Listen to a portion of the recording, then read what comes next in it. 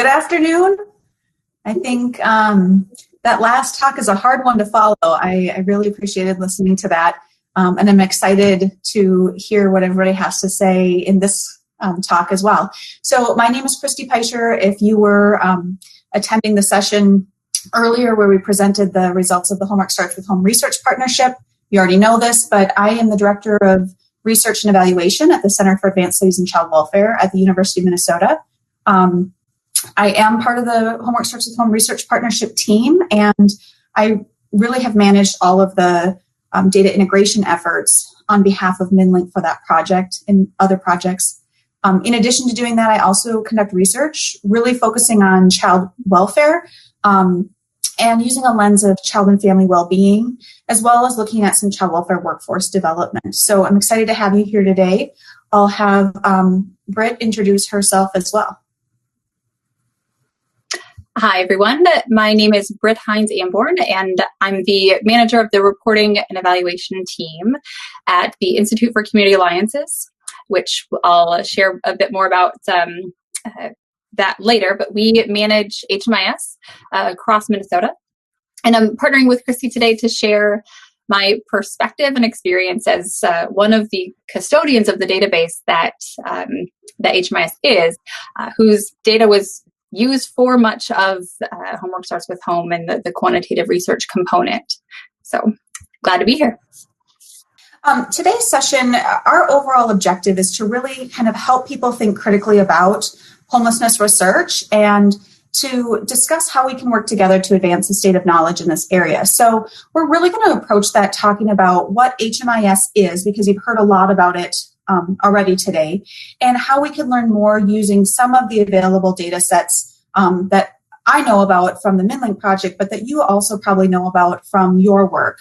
And thinking about how administrative data could be a viable source for us to learn more about children and families and the programs that we're operating on behalf of children and families. I think part of this might just complicate some of your understanding around the data and what we think we know. But then really talking about what the value is of integrated data sets and how we can use them for really collaborative, ethical, and rigorous use as we pursue answers to the critical questions. So before we move forward, Britt and I would like to have a better sense of who is in our virtual room. So she's going to pop up a little poll, and if you could just take a second to answer that poll, we'd really appreciate it. So we're really wondering if you're coming from the research area, if you're a grad student, a practitioner, or maybe just something else, whether it's policy or undergrad. It looks like we might not have captured all the right fields here, since the majority is something else. Okay, we really want to know who's in the room. Will you, if you mark something else, will you pop that into the chat? So, Britt, can you give us a little sense of what people are saying? So, we've got 3 folks who are researchers, 1 graduate student, 5 folks who are practitioners, and then the balance said something else. And it looks like we have some folks from ICA. Thanks for coming, and housing advocate, staff from DHS Child Welfare, and Department of Ed as well. Great. It would have been lovely. We had many more response options, but Run the World said you get 4, so we said 4. So I think for us, what we wanted to do is to really start off with just a grounding definition of administrative data, because we're going to talk about that quite a bit. So for us, when we think about administrative data, these are data that are collected and maintained by organizations and agencies themselves, with the kind of core purpose of program administration, accountability, or oftentimes evaluation, internal evaluation. And these data are actually increasingly being used to understand some of the pressing, complex social problems that we've talked about today. So I'm going to turn it over to Britt to talk a little bit about HMIS. So HMIS or the Homeless Management Information System, is a database used by homeless service organizations across Minnesota to record and store client-level information. It's federally mandated, but locally administered and regionally driven. Something that's unique to Minnesota is that our HMIS is a collaborative project whose governance structure is made up of partners from across from the state of Minnesota, the 10 continuums of care or regions, and the tribal collaborative, as well as end users. HMIS has been in Minnesota since 2004. ICA came on scene in 2016. Now, Minnesota's HMIS has over 1,000 users inputting data, and that represents 200 organizations or so that provide homeless services, and that represents 20,000 homeless beds statewide, which is about 86% of the total homeless service beds. And the programs span the continuum from prevention, street outreach, shelter, permanent housing, and then also coordinated entry. HMIS is administrative data, and much of what you've learned today is from HMIS data. Now, there are 3 distinct and overlapping data stories that HMIS can help to tell that are both evaluative and experiential. So the first, identifiable client data. So some of the data elements that we collect, the universal data elements like basic demographic information, date of birth, race, name, etc. And the system then creates a unique identifier for each person that can be tracked over time to represent that person's experience. Now, it's worth noting that for federal reporting and for things like that, identifiable information is not shared. That is maintained within the system itself. Other types of identifiable or client data are needs and characteristics, like whether someone has been in foster care or the relationship that they have to the other group members that they entered a program with, or participation in a program, start date, exit destination, where they go after they leave a program, if they were institutionalized between stays. It's worth noting that most of that information is self-reported, which is different from some data systems. To shift the lens, transaction data, that helps see how the system is functioning in concert. So that's about the availability and utilization of housing or services. And to shift it again, you can also take a look at what it tells you about the provider itself. So that could be at the agency level or regional data, getting at effectiveness, operations. And all this information is interconnected. HMIS is an open system, but only became so in 2016. Now, a database is only as good as the information that comprises it. A large part of ICA's work is around data quality monitoring and providing creative ways for users to take pride in and ownership of their data. It's also about technical assistance and helping design workflows that are compliant and efficient, and training. I mentioned before that there are 1,000 users. Nearly 50% of those users turn over each year. So there are constantly new folks training in and entering data. Next slide. Now, one of my goals today is to ensure that you know where to go to learn more about homeless data. While I imagine there's been a lot of data coming at you today. But if you want to learn more about what HMIS can share, our website, which I'll pop in the chat later, hmismn.org, has several publicly available resources. So I'm going to pull on one of those threads to give an example before we move on. So what you're looking at is a snapshot of September 2020. This dashboard utilizes aggregated data with a 5-week lag, because data entry is not always the day of. And It shows some summary statistics, both by region, and there's also a historical view. And so this gets at changes in system flow. Who's coming in that's new? Who's leaving literal homelessness? Who's returning? Or put differently, of the folks entering a homeless service program in September, over 800 were newly homeless. 61 had been homeless before, stabilized, and are returning to a literally homeless situation for the first time in September. And then over 350 exited to a permanent place. Now, while we won't explore it today, another excellent dashboard to reference describes the coordinated entry system that came into HMIS in 2017. And coordinated entry is both a tool and a process for connecting folks experiencing homelessness to the best available intervention in the least amount of time possible. And that's organized by region. And it also is, each region has its own prioritization criteria. I mentioned that because we are able to take each of these locally driven processes and different prioritization tools and compile them in one monster report for monitoring outcomes. And so another way to look at September 2020 would be through that dashboard that would tell you that over 8,200 households across the state were waiting for housing placements. Next slide. One other way to look at this information and to key us up a bit for a discussion to come later.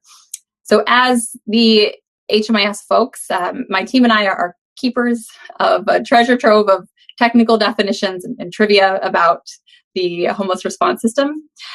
This morning you heard reference to some technical definitions like literally homeless. And so looking at this slide, you might wonder, well, what does newly homeless mean? And anyone on our staff would be happy to tell you. And so what it means, according to HUD's definition, is that someone has not been in HMIS, in emergency shelter, street outreach, transitional housing for the last 2 years. And they are appearing for the first time then in a project serving literally homeless folks. So it's important to know that newly homeless doesn't mean that they haven't ever been homeless in life. And having a handle on those definitions can matter. So I imagine that looking at this small sliver of information about HMIS might bring up more questions than it answers, but this can help, having this small sliver can help shape some of that context about how it's represented. So one other quick note, or to wrap up this piece, there are a lot of questions that HMIS is well suited to answer. Here are a few. And we often respond to requests for information either through our public dashboards or some custom data requests. And one final note on the next slide on HMIS itself, it's also important to remember that even though it represents a good portion of folks experiencing homelessness and the programs that serve them, it doesn't cover every person or every program. As I mentioned before, about 86% of homeless serving beds are in HMIS, and only some of the unsheltered population is represented. And so, next slide. When thinking about administrative data, you will always you'll always want to contextualize and ask, well, what does this show me and what does it not? And beyond that, a lot of research questions require data that extend beyond a single source.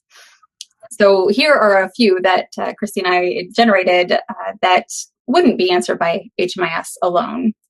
And so that's where I'll kick it back to Kristine to complicate that a bit more. Sure. So many of these kinds of questions actually require us to know information from about multiple facets of people's experiences, whether we're talking about housing or education, child welfare, all of these areas.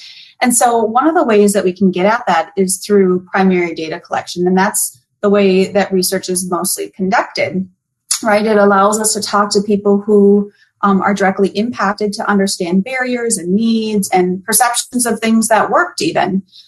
It also gives us the ability to really have a lot of control over our research design. On the flip side, though, with that comes burden or even harm for participants, because we may be re-traumatizing people by asking them particular kinds of questions, or we may be misinterpreting their statements, or even worse yet, having a lack of access to the data be provided to the people who really need to have an access to it. We also know that this kind of research can be time-consuming and require a lot of resources, especially when we're looking at research in the area of homelessness. And because of that, our reach may be limited, leaving us with smaller samples, and that can introduce bias into our research. One of the ways that we can actually get around that is using administrative data to help us understand kind of what's happening. And oftentimes with administrative data, we have access to statewide population level data for our research. And because these systems are operating to serve the programs that are collecting the data, there's a lot of systematic data protection already built in. That makes things more cost effective, and it allows us to conduct research that affects vulnerable populations without having to go out and actually try to talk to them. It doesn't mean that we shouldn't do that. It's just another way to do it. Some of the burden, however, that comes with doing this work is that it does require a large administrative effort. We have to integrate data that oftentimes doesn't share IDs across systems. So there's some funding required. The other thing is we have to build and maintain relationships over time, and that is a heavy lift for a team of people to do. And then we're still left with the question of interpretation and what does that mean when we're working with secondary data and oftentimes very complex data. If you were with us earlier, you saw this slide. And what I just want to reference this slide is because when I talk about Minn-LInK, earlier today, I talked about it as an integrated data system, and it's just one of a few that exist in Minnesota. So what I mean by integrated data is that these are systems that are designed to bring together data from a variety of sources, but not all integrated data systems are equal. So they often vary according to the types of data that are integrated, as you'll see around this wheel here, the level of integration, so whether or not data are integrated at the individual level or really associated by a non-individual factor like a geographic region. They also vary upon the purpose of the data, so whether the data are used for reporting or real-time decision-making or research and evaluation. And lastly, they vary tremendously in terms of the access to data. So some of the integrated data systems are actually accessible to the public, and others are completely private or inaccessible, and some fall in between. In Minnesota, we have all three types of these kinds of systems. The first example I would give you is Minnesota Compass. Minnesota Compass is a data system that is publicly available. It's not integrated at the individual level. It's really integrated at the geographic level. So it's really helpful in understanding what the context of our state is. SLEDS, Minnesota Statewide Longitudinal Education Data System, and the ECLDS, which is the early childhood piece of that, is also an integrated data system. This data system is integrated at the individual level. It is used and a lot of the data are made public, as well as some of the data can be requested for research and evaluation purposes, but it's a closed system, meaning the data that are the data that are there, and you're not integrating additional data beyond that. Minn-LInK is the third example that I'll give you. Minn-LInK is an integrated data system at the individual level, but it's restricted. It is not a publicly available data system, and that is because of the nature of the data that we store and utilize within the system. The other thing is it's not real time. It is specifically for understanding the effects of programs, policies, and practices from a cross-systems perspective. So there are delays in the data and things like that, but we do get a much more comprehensive picture, and we have the ability to bring in additional data sources to Minn-LInK. So Minn-LInK currently looks about like this, where we get data from the Department of Education, the Department of Corrections, and the Department of Human Services every year. We also, like these gray boxes show, can bring in data for specific circumstances upon request. So like juvenile court records and adult court records, or using the disciplinary data. Those can be things that we ask for. And then there are all kinds of other data elements that we can bring in, like HMIS, that are really for study specific and they're not for any other use. As I mentioned before, Minn-LInK does not have access to some beautiful identifier that links individual records across systems. And in fact, we have to rely on both a probabilistic and kind of a person-centered hand matching technique to be able to connect children's records across systems and sometimes even across times.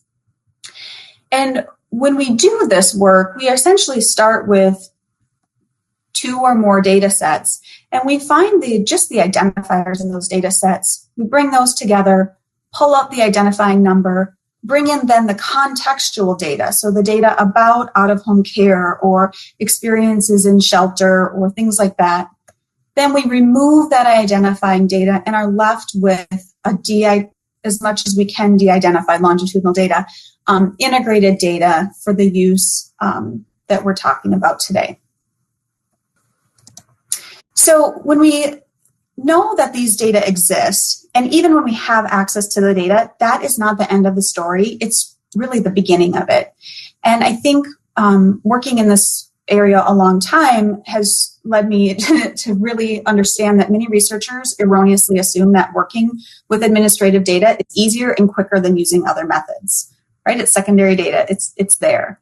But actually in these instances, we have to slow down all of the aspects of the research process and critically evaluate our plans. We have to question our decisions and our assumptions from the very beginning of the process all the way through the end. So when I say that, there are many ways you can break down the research process, but when I think about in the beginning of what questions are we asking, how are the data collected, or how do we access the data, and how are we planning on using those particular data elements? What kinds of analytic techniques do we think we need to use in these situations? How are we interpreting our findings? And then how are we disseminating them, and to which audiences are we disseminating information to?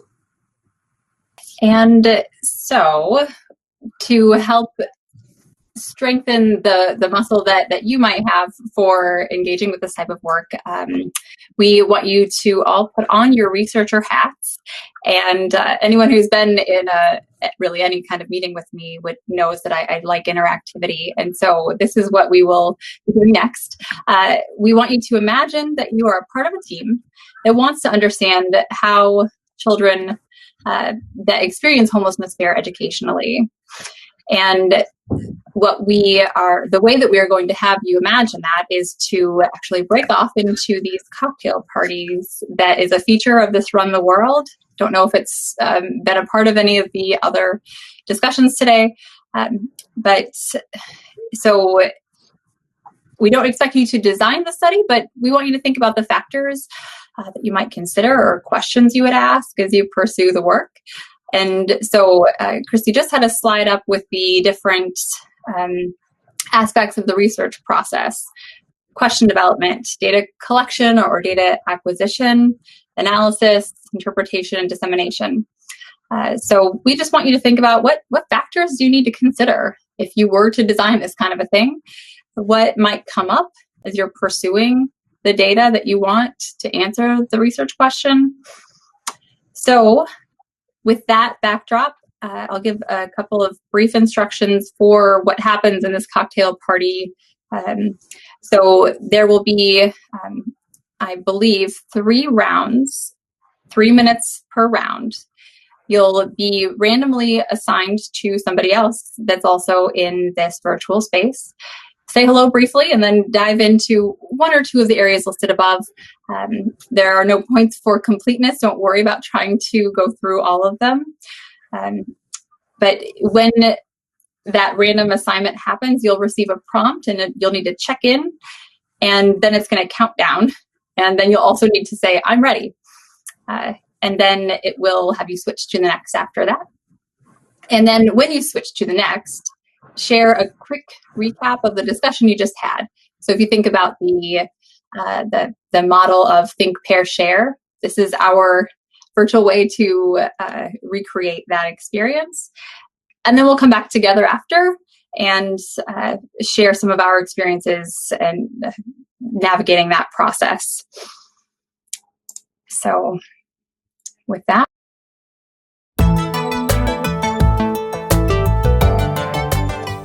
Okay, we are back. Britt, I'm going to go ahead and share. Mm-hmm. I had a couple very quick but very nice conversations with people in this little think, pair, share. But before we move forward, Britt and I wanted to just ask if people, you can feel free to request the mic or dump it in the chat, but what kinds of factors should we start considering as we conduct research using administrative data? So thinking about that scenario, for example, that we presented. And if there are things that people want to address as we go through, I think that would be really helpful too. If things maybe catch you off guard, or if something that we say makes you think about something that you talked about, we'd love to hear it.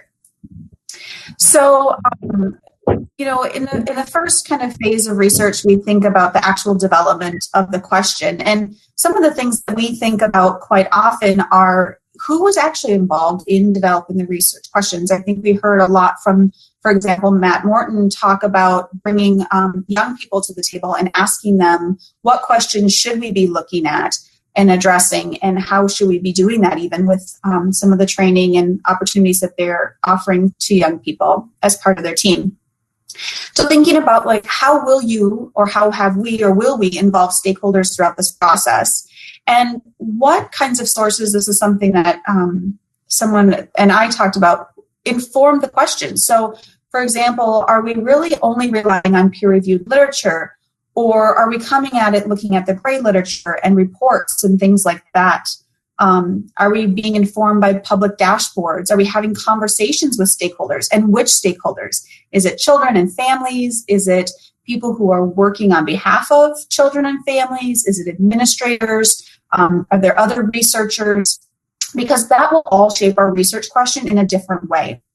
And then also thinking about, do the questions themselves have scientific merit? Do they advance our knowledge of the issue at hand? And just because something has scientific merit doesn't mean that it's necessarily a good question. So our litmus test we try to apply to ourselves is, what's the broader impact? Would the answers that we learn support practice, or help programs make decisions, or even policies? So those are some of the things that we often think about on our end. And I don't know, Britt, if you had other things you wanted to suggest here as well. I think I'll wait till the next piece to share a couple of thoughts. Sure. I think the other thing that we often think about is the research question. Because of the access to data that we have, a lot of people like to go into the data first and try to develop the research question second. And we consider that really just fishing and really unethical. So we always have people, even if their research questions still need to be informed by the data, or they're bringing their research questions back to stakeholders, we always require that people develop a research question prior to actually going into the data, and that they recommend that they do that collaboratively. The second piece, the second step that we look at is around the data collection or acquisition and use. And this is probably where I think Britt can lend a really keen eye. So part of it is, how do we gain access to the data? What processes and partnerships should we create? And how should we facilitate those processes and participate in those processes and partnerships? After we figure that out, what data elements are available, we have to understand how they've been collected, what they actually mean. There's a huge issue in administrative data around sensitivity or specificity. So do your data actually, are they really accounting for example, all of the children who are experiencing homelessness, who are in public schools, or are they really specific? Meaning, if you have this homeless and highly mobile flag on your record, you were in fact homeless and highly mobile as to a particular definition. And data elements will vary across those things.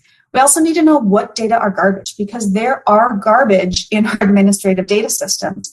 Things that we've learned along the way are oftentimes when things are not required data elements, they tend to be garbage. They're messy, they're inconsistent, they're invalid, and that helps us to understand why.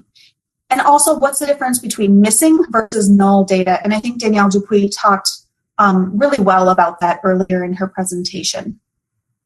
We also need to know who's represented in the data and what that means for our work and our implications, as well as who is not represented and what does that mean.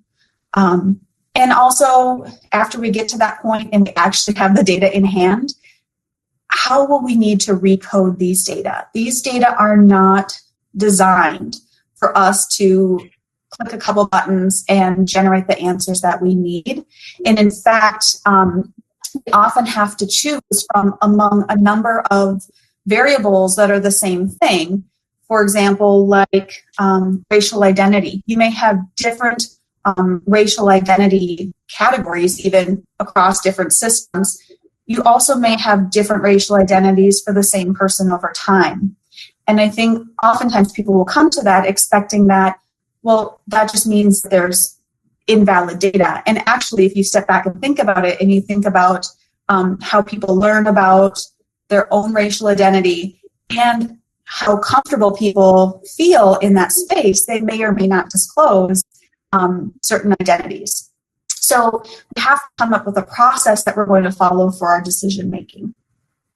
I'll add a bit of our perspective as well. I was mentioning in one of the matchups, the cocktail conversations I had, that it has been a joy to partner with the folks at Minn-LInK throughout this study, and that the role. So, my team prepared the quantitative data set, and then I was a part of the quantitative work group for quite a bit of time. So as the administrator of the data, being invited into that space for helping even shape the research questions, I can recall one of the fellows who had an excellent question, but the feasibility I was able to represent as, you shouldn't go there because you'll be here for 10 years trying to sort through it all.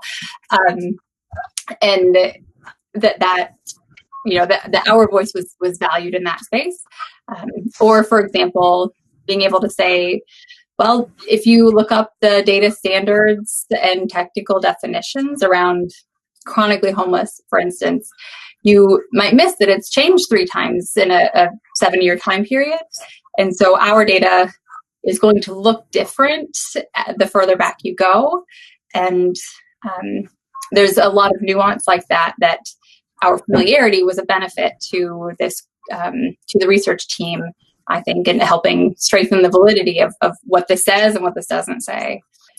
Yeah, we certainly look to Britt and her team as experts in this field. These were data that were new to us. And so we knew going into it that we knew nothing about the data and really needed to team in that way, while also respecting, how much time and space they had available to dedicate to supporting us and collaborating with us in this work.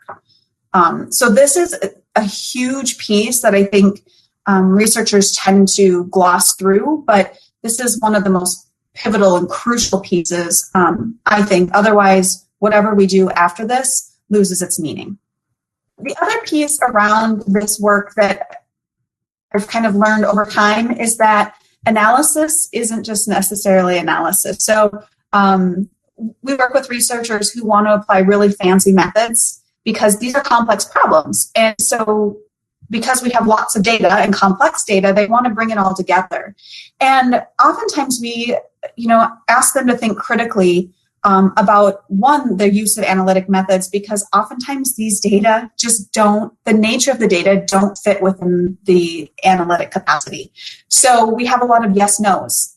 And that's kind of a deal breaker for a lot of the more complex analyses that we like to run. The other thing is researchers who, especially academics, tend to use analytic methods that are very rigorous and very detailed, but those don't necessarily match the needs of all the parties.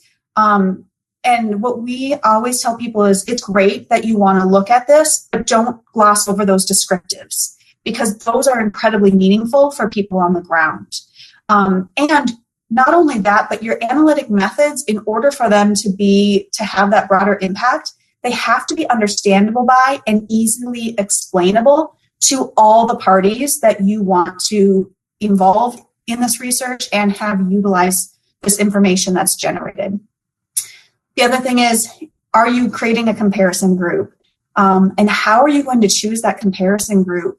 Who is informing the development of that comparison group? Are you reaching back out to people on the ground and saying, what do you think are some of the biggest drivers of X, Y, and Z? Or are you going to the peer-reviewed literature? Like, how are you choosing which variables you use to create a comparison groups? And what kind of indicators do you need to actually have a really solid comparison? Because, again, if you don't have a good comparison group, it loses its power in your work.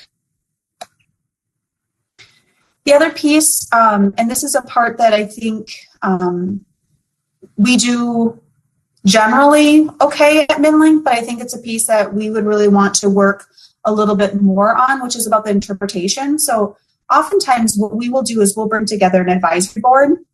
And so when we get to the place where we've already met with our group and said, this is what we're interested in, having those conversations, and we got into the place where we're interpreting the results, we bring back our stakeholders and we ask them, what do they think?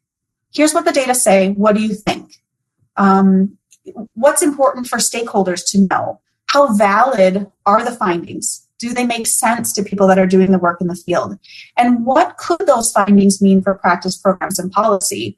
Are there additional follow-up questions that we need to be asking and answering?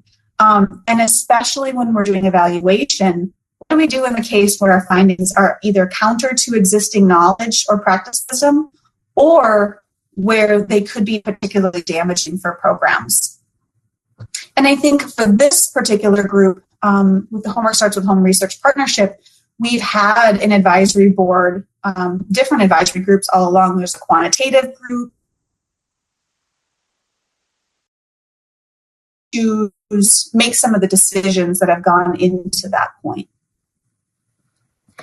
And then at the last stage, we're really starting to talk about dissemination and thinking about how we're going to disseminate our findings and the formats that we're using, and questioning how accessible are these formats to our different audiences and what alternative formats might be needed to offer more accessible dissemination. So thinking about, of course, we're going to write peer-reviewed publications because that's how we build science.